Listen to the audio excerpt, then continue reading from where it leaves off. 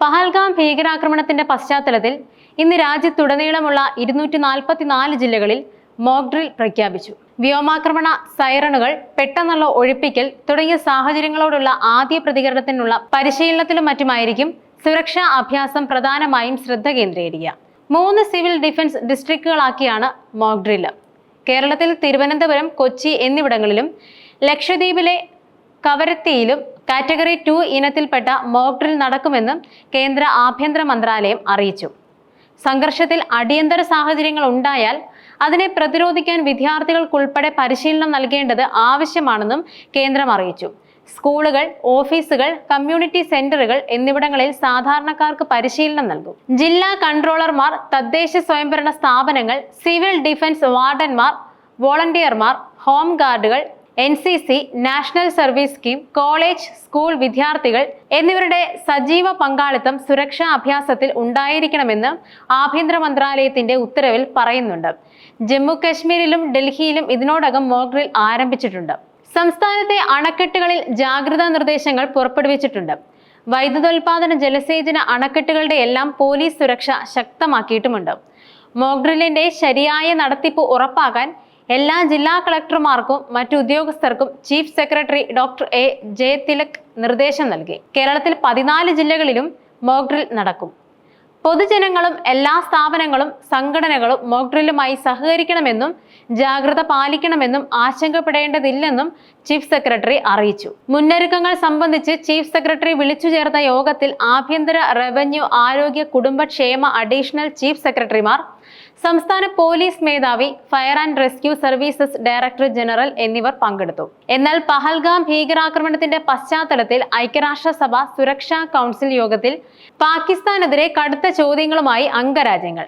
India Pakistan സംഘർഷം സുരക്ഷാ സമിതി ഇന്നലെ വിശദമായി ചർച്ച ചെയ്തിരുന്നു.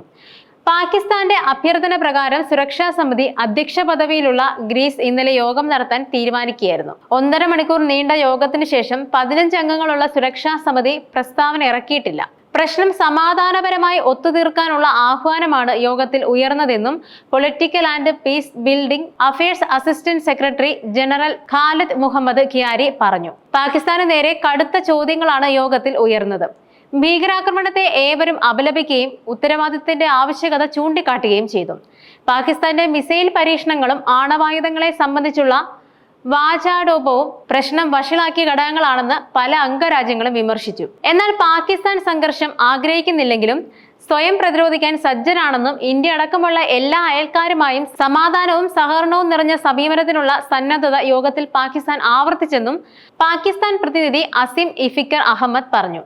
ആക്രമണത്തെ അപലപിക്കുന്നുവെന്നും എന്നാൽ സൈനിക നടപടി ഒഴിവാക്കി പ്രശ്നം പരിഹരിക്കുന്നതാണ് ഉചിതമെന്നും UN സെക്രട്ടറി ജനറൽ അന്റോണിയോ ഗുട്ടറസും പ്രതികരിച്ചു. തുടർച്ചയായ 13-ാം ദിവസവും പാക് സൈന്യം നിയന്ത്രണ രേഖയിൽ വെടിവെയ്പ് നടത്തി. കാശ്മീർ മേഖലയിൽ കുപ്വാര, ബാരാമുള്ള ജില്ലകളിലും പൂഞ്ചിലെ മെൻഡറിലും രജൌരിയിലെ നൌഷേര, സുന്ദർബനി, ജമ്മുവിലെ അഖ്നൂർ എന്നിവിടങ്ങളിലുമായിരുന്നു പാക് വെടിവയ്പുണ്ടായത്. ഇന്ത്യ ശക്തമായി തിരിച്ചടിക്കുകയും ചെയ്തു. ഇന്നലെ പൂഞ്ച് ജില്ലയിൽ നിയന്ത്രണ രേഖയ്ക്ക് സമീപത്തു നിന്നും പാകിസ്ഥാനി നുഴഞ്ഞുകയറ്റക്കാരനെ സുരക്ഷാ സേന അറസ്റ്റ് ചെയ്യുകയും ഉണ്ടായി. പാക് അധിനിവേശ കശ്മീരിലെ തർഖാൽ ഗ്രാമക്കാരനായ വക്കാസ് ആണ് പിടിയിലായത്. എന്നാൽ ഇപ്പോൾ പുറത്തുവരുന്ന റിപ്പോർട്ടുകൾ പ്രകാരം തിരിച്ചടിച്ചിരിക്കുകയാണ് ഇന്ത്യ. ബുധനാഴ്ച പുലർച്ചെ പാകിസ്ഥാൻ പാക് അധിനിവേശ കശ്മീർ എന്നിവിടങ്ങളിലെ തീവ്രവാദ അടിസ്ഥാന സൗകര്യങ്ങൾ ലക്ഷ്യമിട്ട് ഇന്ത്യ ഒരു സൈനിക നടപടി ആരംഭിച്ചു. ഓപ്പറേഷൻ സിന്ദൂർ എന്ന രഹസ്യനാമമുള്ള ഈ ഓപ്പറേഷനിൽ വ്യോമ, നാവിക, കര, സൈനിക വിന്യാസം ഉൾപ്പെട്ടിരുന്നു. 2019 ബാലക്കോട്ട് ഓപ്പറേഷന് ശേഷം ഇന്ത്യ നടത്തുന്ന ഏറ്റവും വിപുലമായ ക്രോസ് ബോർഡർ കൃത്യത ആക്രമണമാണിത്. ഏപ്രിൽ 22-ന് ജമ്മു കശ്മീരിലെ പഹൽഗാമിൽ നടന്ന ഭീകരാക്രമണത്തിൽ ഒരു ഇന്ത്യൻ നാവിക ഉദ്യോഗസ്ഥനും ഒരു നേപ്പാളി പൗരനും ഉൾപ്പെടെ 26 സാധാരണക്കാർ കൊല്ലപ്പെട്ടതിനുള്ള മറുപടിയായിരുന്നു ഈ ദൗത്യം.